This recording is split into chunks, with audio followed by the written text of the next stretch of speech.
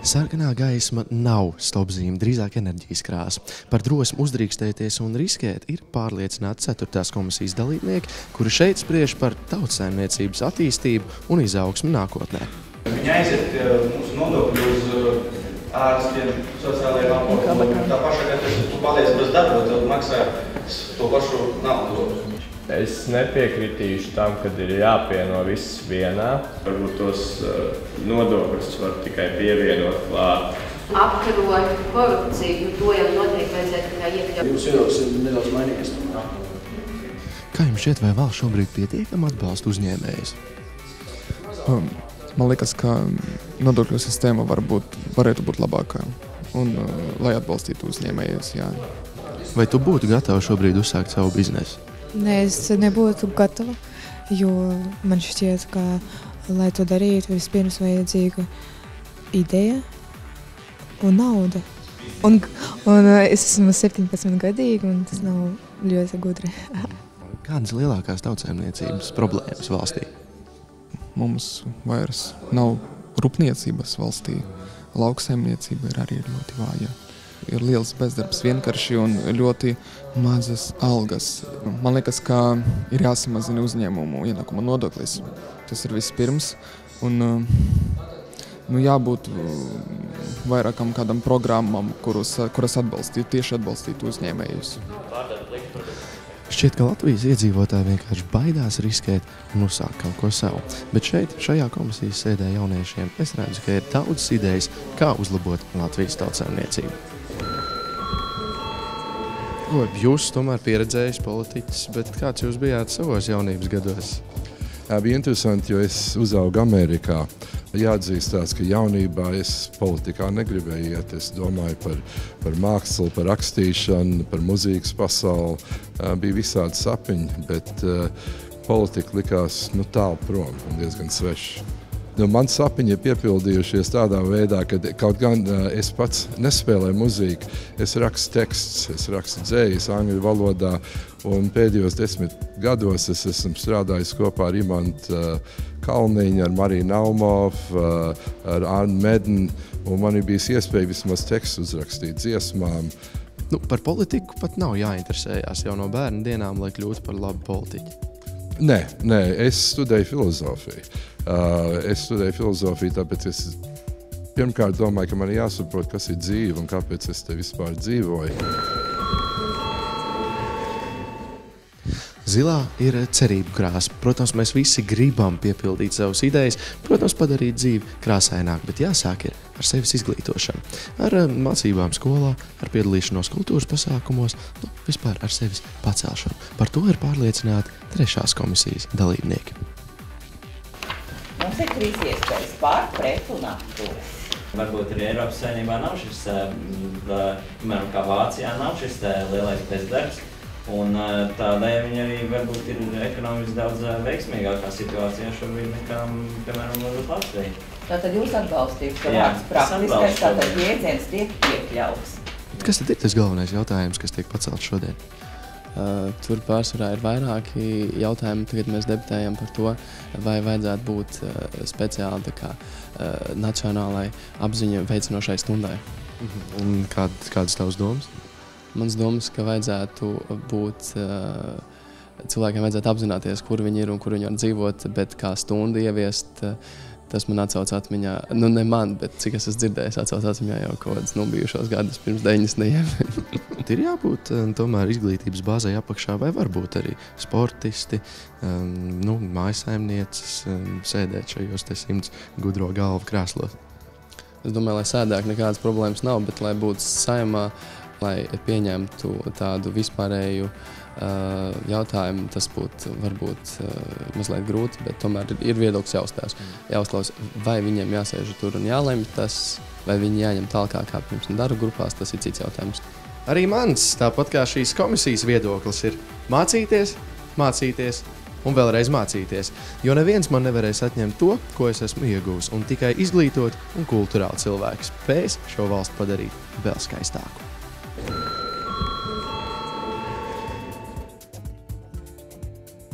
Kāds tu biji jaunībā? Kādi tev bija mērķi? Mērķis nebija būt par politiķu, jo Krievu laikā kļūt par politiķu, tas nozīmē strādāt partijas birojā. Tēvs leģionārs, diez vai tas mērķis man bija sasniedzams. Ja. Principā mērķis bija no 14 gadu vecuma bija kļūt par putnu pētnieks, ļoti nopietni nodarbojos ar putnu pētīšanu, braukāju pa visām gredzinošanas bāzēm, papu, enguri, raudu, visu vasaru praktiski tur strādāju. Un otrs, zināmā mērā rezerves mērķis bija pa aktieru kļūt. Ja. Es šos mērķus būtībā sasniedzu, jo joprojām pētu putnus, viņus vēl filmēju. Ja 20 gadu nostrādu Latvijas televīzijā vadot raidījumu sākotnēji, man ģimene citi zvēri tagad dabas grāmatas, es domāju, ka arī šis mērķis ir sasniedz kļūt par aktieru. Tas gan, bet tev viss mūžs tomēr ar dzīvniekiem, un kāpēc? Nē, nav ar dzīvniekiem, tas ir nepareizi teikt. Dzīvniekiem jau raugi zoodārzēs arī dzīvniekus nekopju. Nekad neesmu kopis. Praktiski esmu kopis, bet lielākoties esmu tomēr komunicējis ar cilvēkiem. Tas ir izglītības darbs šeit zooloģiskajā dārzā. Un praktiski to es arī turpinu tagad. Arī Saeimā es domāju, ka šie paši vides jautājumi, viņiem ir lielākoties saistīti ar vides izpratni.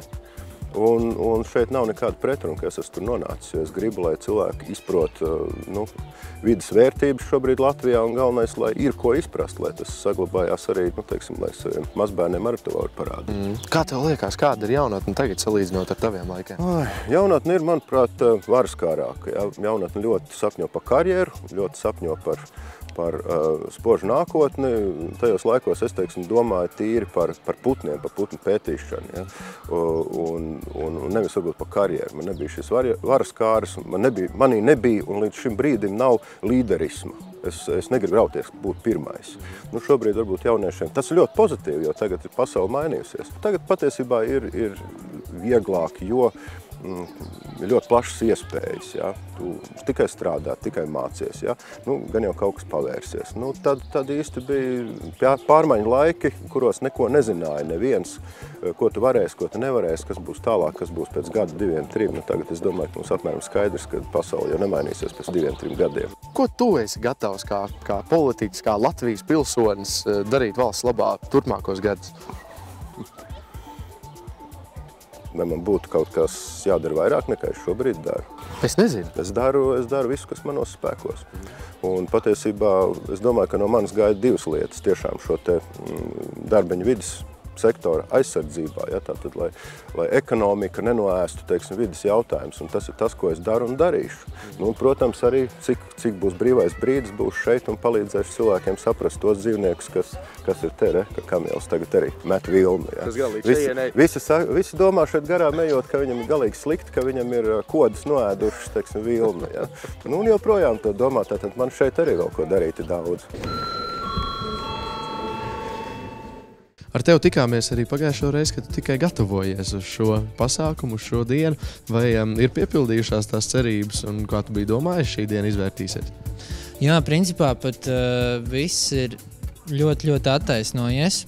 Šodien es satiku tiešām interesants cilvēks, līdzīgi domājošs, kuriem ir ko teikt un kuru teiktais mani aizrauj. Tas ir viens, taču ir kāds mīnus ar to, kad komisijās, kā mūs iedalīja pēc izlozes. Kurā komisijā tu biji un kas tev īstenībā interesēja, kurā tu gribēji būt? Es gribēju būt tautsaimniecībā un ekonomikā, bet mani ielika, es pat īsti neatceros, kā visu laiku viņi sauc, man ir jāizlasa Cilvēktiesības un sabiedrisko lietu komisija. Vai tu pēc šīs dienas arī domā uz deputātu pusi raudzīties kā savu profesiju? Godīgi sakot, līdz šim brīdim, vēl līdz šodienai es biju pārliecināts, ka nē. Arī šobrīd es esmu nedaudz pārliecināts, ka nē, taču ir interesanti. Kaut kas tajā visā ir. Sākumā, kad es ierados, likās, ka mūs neņems pa pilnu. Beigās tā bija, kā bija tiešām interesanti un sarežģīti un jāpadomā. Noteikti būtu vajadzīgs reāls jauniešu parlaments, kas arī varētu izteikt savu viedokli un arī strādāt valsts labā. Šodien es sapratu to, ka es vēlētos strādāt Saeimā un lemt Latvijas nākotni. Interesanti bija, bet, manuprāt, kaut kas nav pareizi ar to, kā tiek sadalīts grupās, jo tautsaimniecība nav mana stiprā puse. Tas nav, par ko es interesējos, man nebija tik daudz savas viedokļus, ko es varu izteikt. Daudz domā, ka Saeimā, kas tur tāds ir, ne viss ir viegli, bet tagad, kad mums bija pašiem iespēja padarboties, un tās visas lielās lietas darīt, ko parasti deputāti dara, Nu jā, bija kā bija. Prieks redzēt, ka uz otro jauniešu saeimas sēdi jaunieši ieradušies jau daudz pārliecinātāki. Un debatēs, kuras vada Solvita Ābotiņa, iet karsti. Labdien, kolēģi! Ja jau mēs vēlamies attīstīt uzņēmējdarbību Latvijā, tad kādēļ to nesākt jauniešiem? Apmēram, ja negribētu redzēt nākamos politiķus, tad nevajadzētu jauniešu saeimu. Ja jauniešiem ir interese un viņi tiešām paši vēlas savu ideju kaut kā īstenot, viņi meklēs veidus un iespējas. Es pilnībā piekrītu iepriekšējiem mandātam, jo es neuzskatu, ka vajadzētu šo punktu atjaunot un viņam tiešām ir jābūt izsvītrotam. Un Latvija būtu lieliska zeme, ja atbalstītu jauniešus, kuri savu jaunības entuziasmu izmanto uzņēmējdarbībā, kas var nest pienesumu arī Latvijas ekonomikai. Novēlējums Latvijas 4. maija svētkos. Un es novēlu visiem būt optimistiskiem. Es domāju, ka pazīmes ir ļoti labas, nepadosimies un palīdzēsim viens otram. Es domāju, tas ir tas svarīgākais, kad ne visiem iet tik labi, ne visiem laimējās. Ja mēs palīdzam viens otru un paliekam Latvijā, tad es domāju, ka mums šiem jauniešiem, kuriem mēs šodien tiekamies, viņiem būs iespēja arī šo Latviju uzlabot un labu dzīvi nodrošināt. Augt stiprai un spēcīgai un gudrai. Lai vienmēr būtu cilvēki, kam ir svarīgas tās vērtības, kuras mūsu valsts dibinātāji ir ielikuši pamatā, lai vienmēr ir jauni cilvēki, kuri viņus ir gatavi kopt, attīstīt un tālāk nest. Mans novēlējums būs domāt. Domāt, jā. Ne tikai gaišas domas un tādā garā, bet domāt, plānot un realizēt savas idejas. Būt pārliecinātai par sevi, nerunāt par sevi sliktu, saprast, ka šī ir mūsu valsts, citas mums nav un nebūs, un to, ko mēs jūtam sirdī, arī nekautrēties teikt vārdos. Lai mums ir daudz lemtspējīgi jaunieši, kas vēlas stiprināt Latvijas nākotni. Lai viņa pavisam noteikti būtu labāka nekā labākā Latvija, ko atceras mūsu vecvecāki. Es domāju, ka tas arī piepildīsies. Nepazaudēt savu latviešu identitāti, palikt latviešiem gan Īrijā, gan Latvijā, gan Krievijā, gan saprast, kas mēs esam.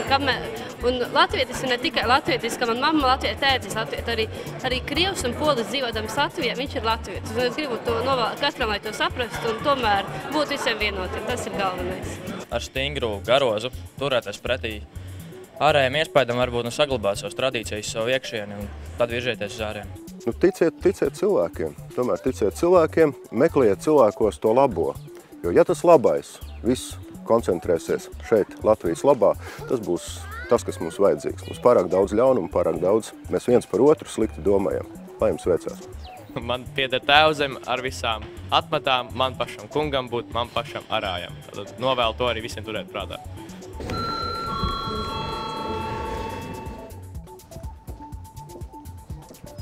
Izskatās, ka jaunajiem saeimas deputātiem, proti jauniešu saeimai, šī diena paliks atmiņā uz mūžu. Tas, vai viņi kļūs par īstiem deputātiem, rādīs laiks. Bet, godīgi sakot, arī mums šī diena bija ļoti aizraujoša. Bet taču atzīsiet, ar tādu neformālu piesitienu un kopā ar jauniešiem arī jūs daudz vairāk uzzinājāt par saeimas ikdienas darbu. Uz tikšanos jau nākamajā semā. Kad, protams, atkal būs jauni piedzīvojumi un jaunas tikšanās.